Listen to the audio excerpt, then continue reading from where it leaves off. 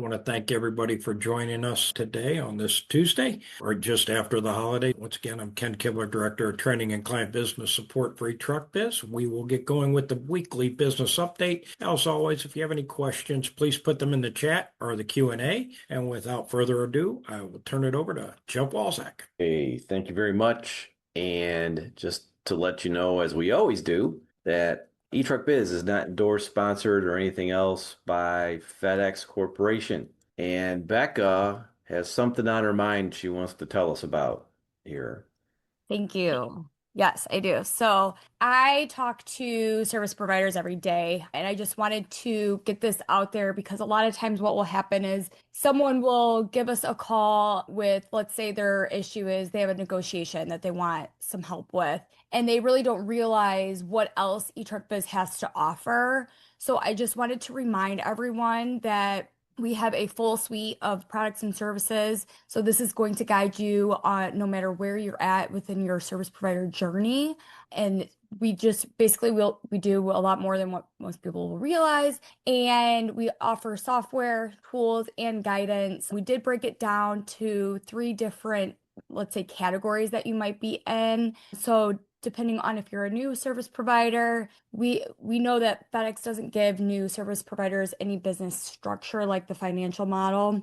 We offer that for you. They're only going to give you operational requirements. So we can provide the business structure and other systems needed so new service providers don't burn all their available capital on learning by making mistakes. We support veteran service providers. We know that veterans get bogged down sometimes making service happen. We provide the systems and processes needed to rejuvenate service provider focus so service providers can start realizing the profit margins they deserve. And then we also know that there are expanding service providers, and this is trying to translate successful operating practices across multiple facilities usually becomes somewhat chaotic, which we see all the time. We provide the cost-effective infrastructure needed to bring multi-facility operators into one organized and efficient operating model. So simplifying this ensures smooth operations and profitability across multiple locations. So we are the only platform that can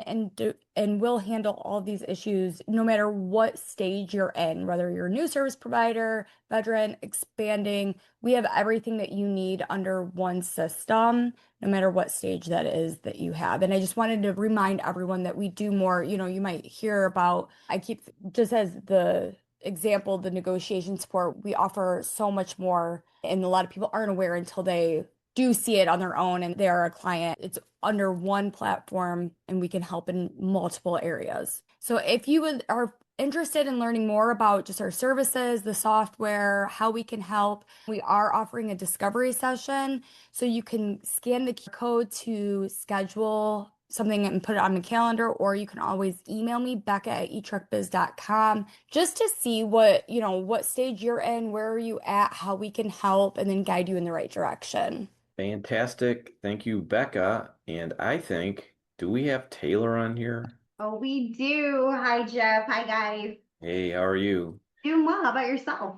Oh, we're doing fine. Good. So a lot of people have a question, and we're going to talk about turnover today. So would you have any idea how a safe operation helps with turnover? Yeah, absolutely. So for one, of course, making sure, because safety isn't just ensuring, doing maybe like an inspection.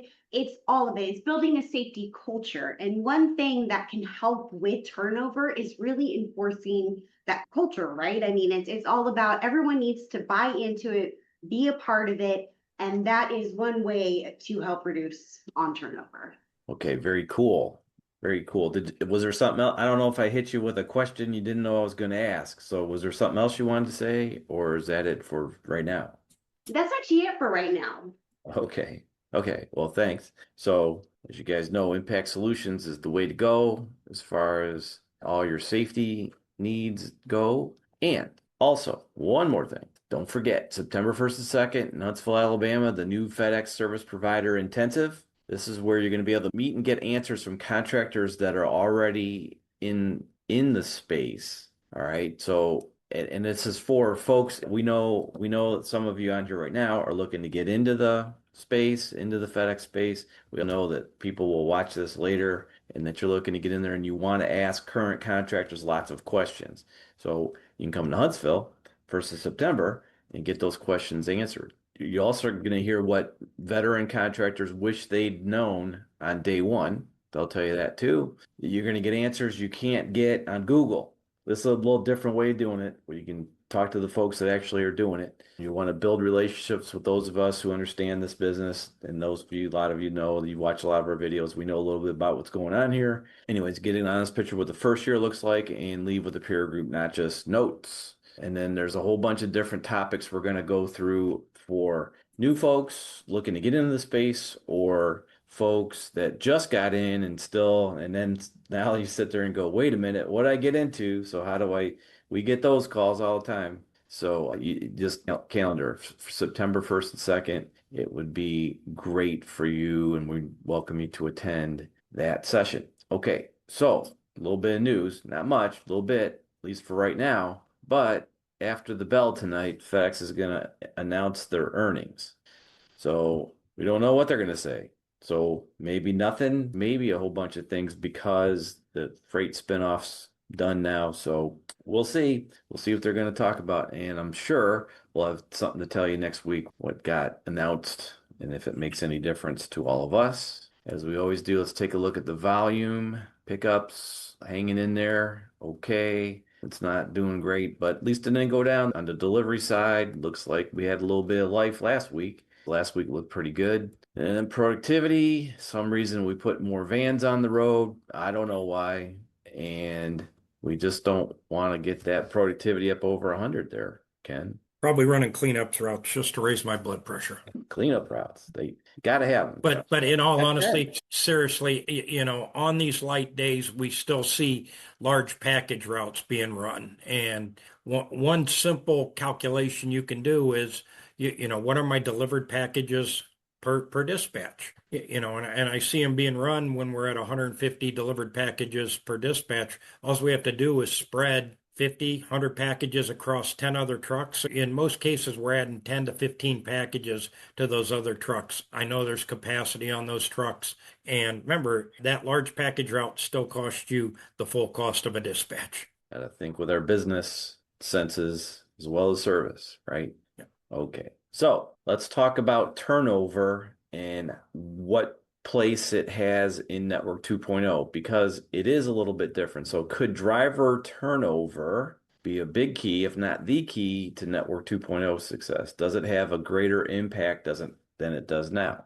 So those of you that have been around here know Network 2.0, we're right smack dab in the middle of it being here. 65% of the volume this peak will be going through optimized facilities. So that means there's a whole bunch of folks between now and then that are starting up. Some sites are closing, that's there, but it's here. Network 2.0, we keep talking about it getting here, and I know there's a bunch of folks next year that are going to be, you're 16, 18 months away from having it come to you, but it's, for the most part, you might as well be here, right? So is the turnover problem, is the problem already hiding in your business? Are you hiring? And I'm not talking about recruiting, but are you hiring as fast as you can, not worrying that you'll overbook your operation? So those of you that just consistently hire and you just keep hiring and you ever wonder why that's happening? So dismissing it as a problem that you can't control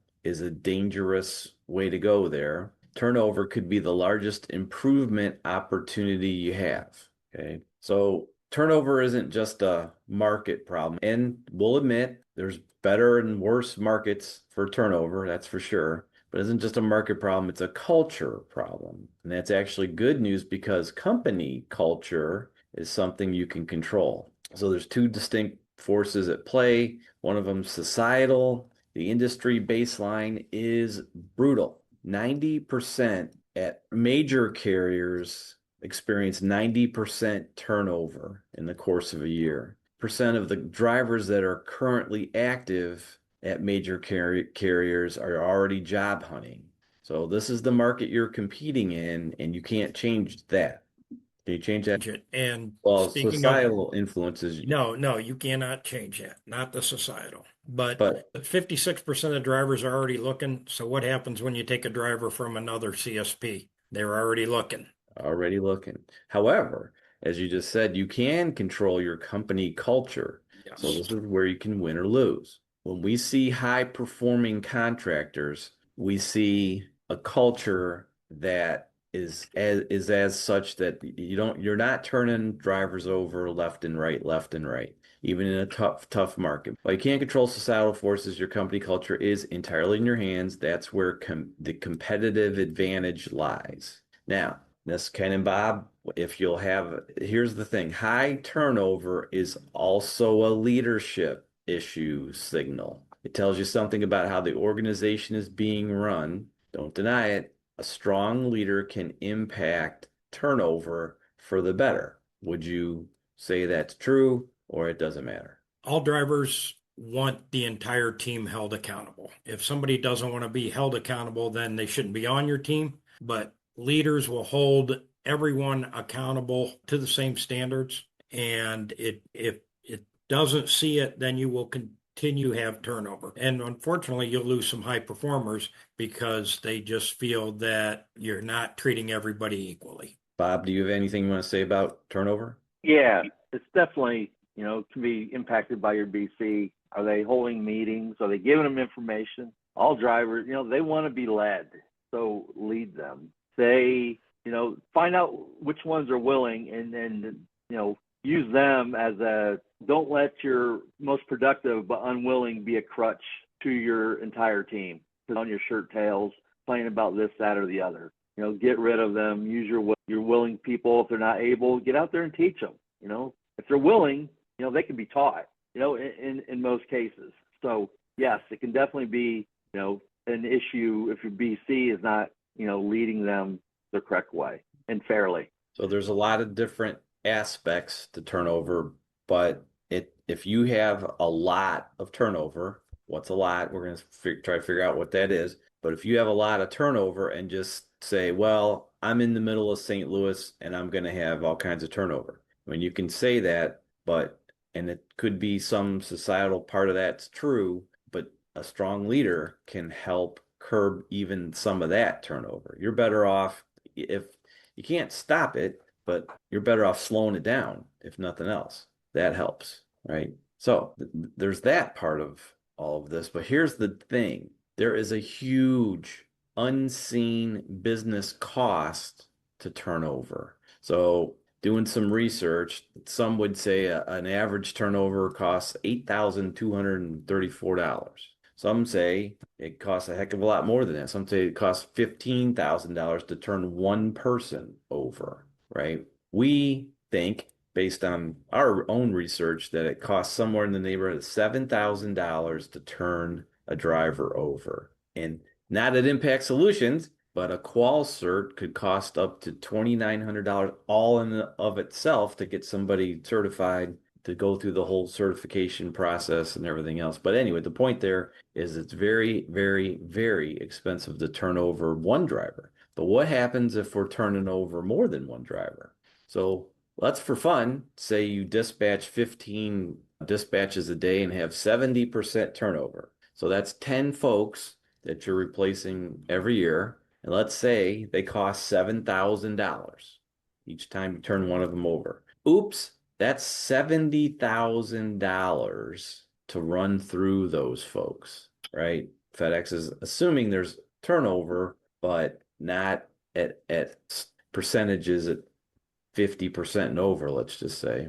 So anyway, so cutting the 70 down to 4, what if we could just slow it down? Well, that saves us $42,000, right? That's good. That's some good stuff there. So there's a business impact to turnover. So there's also, so the 2.0 turnover in the network 2.0 world is actually harder. It's tougher on your operation than it is now because the business has become much more complex and it's actually harder to bring people up on the learning curve than it used to be. Not only is it harder, it takes longer because there's just more to it. That's part of it hurts more in 2.0. A lot of times when Ken goes out there and tells you you need to put in 10 cleanup routes, so then you take your 10 worst drivers and put them on your cleanup routes. Why? They're the new people. They're the ones within, say, 90 days of getting hired. Yeah, that guy doesn't know anything yet, so I put him on a cleanup route, error route, whatever you want to call it.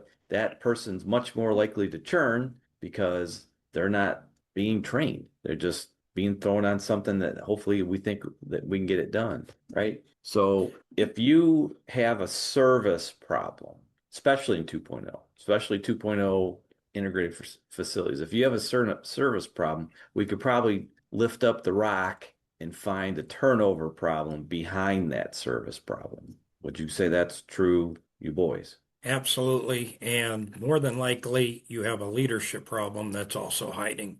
And it can be, like I said, the EC doesn't want to get on the truck and train that person, so they throw him into a cleanup route. The B wants to just keep his good driver, and he pays him by the stop, so he gives him all the easy stops, and then the cleanup driver does all the hard stop. So it unveils the leadership, and then it just gets exacerbated even more in Network 2.0. Absolutely.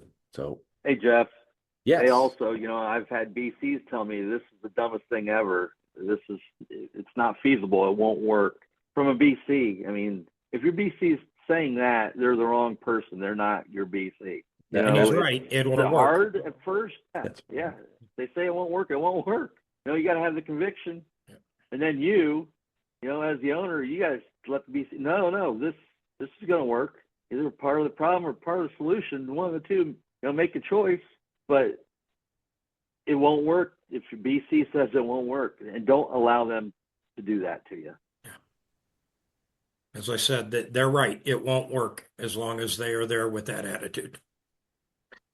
Well, the attitude maybe to adopt is that an experienced, trained driver ends up being a financial asset. Not only make your BC life easier, but an experienced driver usually can handle more volume, is more efficient, more productive, much more worth trying to keep around than here's your iPad and I'll see you tomorrow. It's worth trying to train and communicate with and trying to keep your drivers around, folks. It's worth it. We just tried to show you what it costs, but experienced drivers, as all of you know, that are currently in the business, that experienced drivers are an asset. So why do drivers leave? Why would Hey, Jeff, real quick, yes. Before you get into that, experienced drivers are an asset. Yes, but there's an expense. It depends on, did they come from another business that they've got the experience? So you're like, great, let's throw them in there. Well, chances are there's some underlying issues.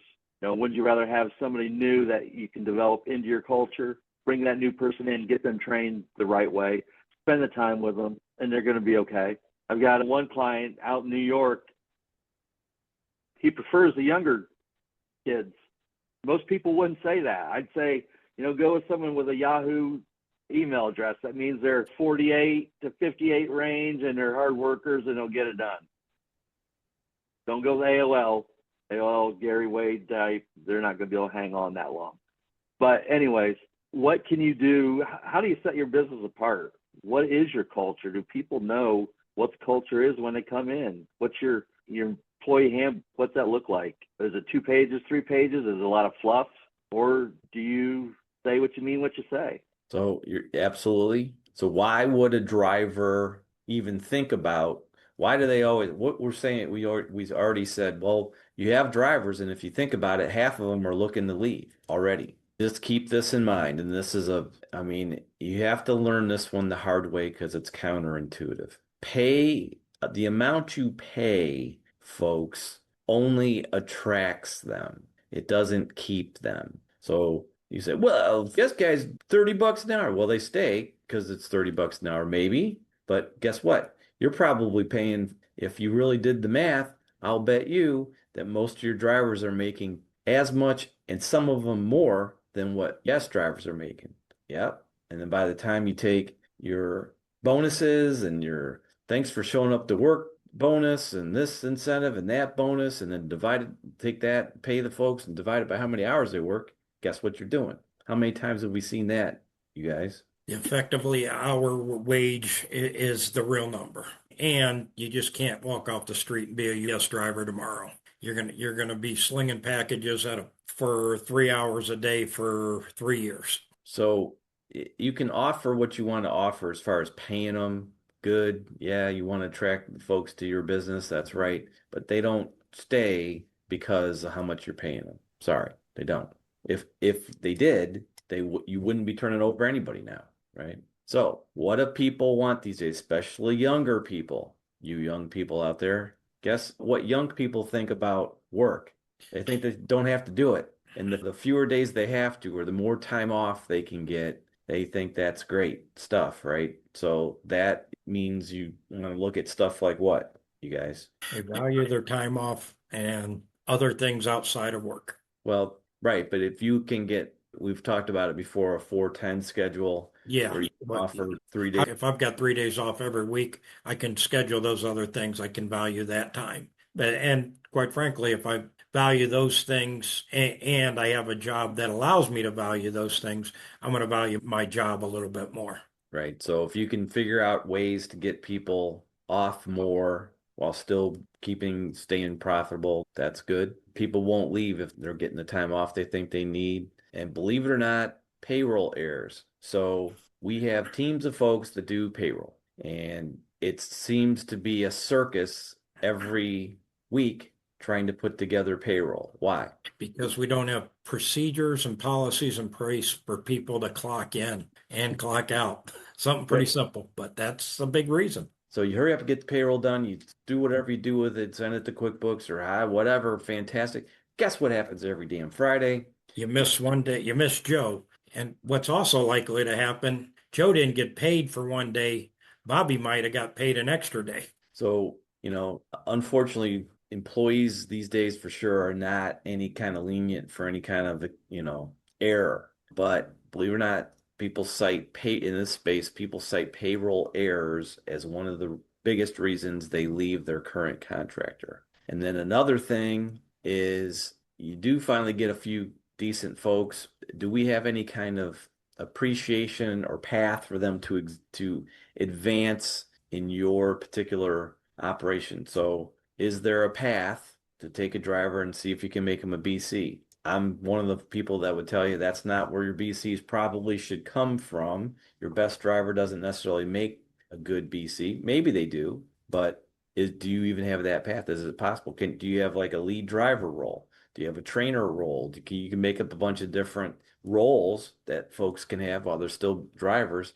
Can they aspire to be something other than just the driver? Does that make sense? Like I said, appreciation. Hey, and Yeah, if a weekly meeting, just some public recognition goes a long way. do you have that one driver out there that goes from truck to truck and says, hey, let's get these in. Let's get these in.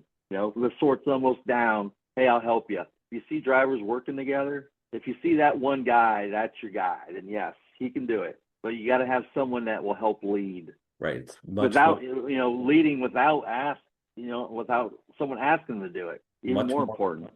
You're right. It's more important to be a leader than it is a good driver, even though you need good drivers. But anyway, those are the reasons people say that they leave. And as I'm sure most of you on this call already know, you've basically got a 90-day danger zone. So 35 of the turnover you experience, or 35% of the people that are within 90 days of being hired, those are 35% of them are likely to leave. Now, why does that happen? Because we don't give them goals. We don't set goals. Hey, you know what? This week we're going to do this. We're going to focus on, let's get to 10 stops an hour or 8 stops, 9 stops. I'd agree with you. I'd agree with you for sure, Bob. But where does it even before a goal gets set? Did we show anybody what to do? Yes, demonstrate. Training? Yeah. How does somebody know what to do? Here's your iPad. Have a nice day. Let's see how many stops you can get off. Right. I mean, and I know some of you train better than that's right. But if we do train folks, do we follow up? Do we look to see how they're doing 2 weeks later, 3 weeks later? Right. So here's 7 tips to reduce your turnover. Far be it from us not to have 7 tips. Lucky 7. Lucky 7. So turnover starts with recruiting. No, that doesn't, Jeff. They didn't come in yet. Well, where are we recruiting from? Or when we recruit, are we just they showed up, so we're gonna put them in a truck, give them a shot. Well, see if you can find some folks with experience, because if somebody has some sort of experience doing what you're about to give them something to do, the likelihood of them turning over is less because they know what they're getting into versus a guy that drove a pizza Tesla and tried to deliver pizzas. How does that person understand what it's like to be a FedEx ground driver? They don't know. That's not something. Then that you guys will tell me that's the ones that they'll leave. I put them in a truck. They delivered pizzas. How much does a pizza weigh? I like the big ones. 10 pounds. 10 pounds. That's a hell of a pizza. That's 10 pounds would be Yes, it delivered. is. You'd be delivering to Ken's house, a 10-pound pizza. Anyway, here's an 80-pound package. What are you going to do with it? Well, I can't lift that. Anyways, okay. So it starts with recruiting, seeing if we can go through the folks, make some really good hires, hopefully people that have experience, and then set targets, as Bob said, goals, targets, measure them. You know how you can find out how and why people are leaving you. Ask them when they leave. Dude, why'd you quit? Well, I didn't like the job. I didn't like this or that. You might be surprised what you find, right? If folks are honest. When's the last time we had a little employee survey, 5 questions, 10 questions? You know, we've got that type of stuff available. So tip 1 and 2 is take your time. And that's really what it comes down to, folks, is take your time and do recruiting and the hiring process right. Don't pencil whip whatever you think you can and whatnot. If you need help, that's why we have Admin IQ. That's really the right way to do it, because you don't really need to be wasting your time here. But if you insist on doing it yourself, then take the time to do it yourself, and you'll help yourself with your turnover numbers. All right, that's what we're talking about. Onboard and lead. Do you have an onboarding process? A lot of you do. Is it a good onboarding process? I don't know. Do you not know what we're talking about with an onboarding process? Same thing there. If not, we can do it for you, because the leading part of it is what you're supposed to be doing. You're supposed to be the leader, not the onboarder. But anyways, keep in mind that most folks will leave within the first 90 days. Lead people, don't just dispatch them. Tell them why you're doing what you're doing today. Tell them and ask them for their opinion. Would you do that, Bob? Ask guys for their opinion. I got to put these 5 stops on you today because, would you ask them if that's okay? Or just tell them. I don't know. I'd probably just tell them, but I'd probably just let them know this is why we're doing it. Appreciate and build a career path, some recognition. Folks love recognition. How much does recognition cost? Last I checked, 0. Verbal recognition does not cost anything. A gift card does. A show up bonus on Saturday does. Well, but I think the folks appreciate just appreciating what, telling somebody you did a good job. Telling me they did a good job yesterday, right? I mean, we do have a customer that sends out basically a weekly recap of their operation each week. He highlights his 100% service club and other great accomplishments. All that's costing him is his time on Sunday to type that up and send that out. So, and I'm sure his turnover is significantly less than the predecessor owner of that business. Oh, yeah. Here's another idea. You could have a driver hall of fame, greatest drivers of all time. You could have folks be part of the 100% service club for a week, is what Ken's saying. Maybe that's something cool, but just something that you're appreciating what they're doing, right? So fix the basics, some of the things that you can control. You can make sure that you're paying them correctly. Same thing there. Why are you doing that yourself? Don't let us do that for you so that we can make sure we're paying them accurately. That will help you with turnover. Your fleet. Does everybody say, I'm not getting in that truck? No way, I'll never get back today, or whatever they say. What do they think of your fleet, right? You have to pay attention to your fleet, right? Because that helps. You have a good fleet. That's one less thing somebody would quit you for. And then, fair workloads. Are we engineering these routes so that they make sense for everybody? Do I got one route? Joe, he's got to go to softball practice at 2:00. So we let him come back at 1, but then 2 other guys are out there till 9:00. Why are we doing that? I'd encourage it, if you're not using our system, just take time to look at a DSW. What are the return times? How many people do I have back before 4:00? How many people do I have back after 7:30 at night? If you have that, you either got a performance problem or you have a dispatch workload problem. So look at that periodically. It's something I look at every day for our performance IQ people.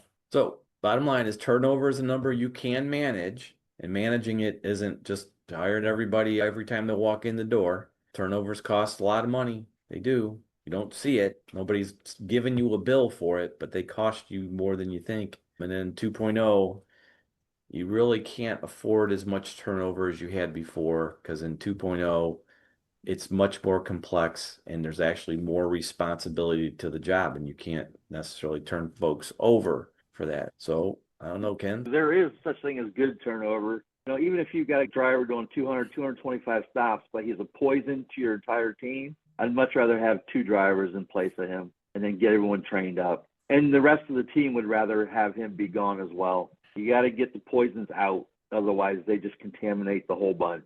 Yep. I think Jeff's last slide was very important. The basics, implementing the basics, make sure you have, I said, clocking in and clocking out. That way you're eliminating some payroll errors. Having a fair payroll system. So somebody isn't making $50 an hour and somebody isn't making $12 an hour. And then the power of one, the BC, are they training? Are they following up? Are they holding accountable? So those are your basics. As I said, if you are not Network 2.0, you have to have those in place now. And if you don't, if you try to wait till Network 2.0, it's going to be too late to put those in place. So I definitely encourage those basics. This whole series has been about pay, timekeeping, and now turnover. So it's all tied in together there. Still don't have any questions? Okay, so we'll be back here next Tuesday. I want to thank everybody for joining us today.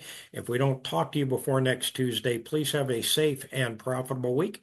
Thank you very much.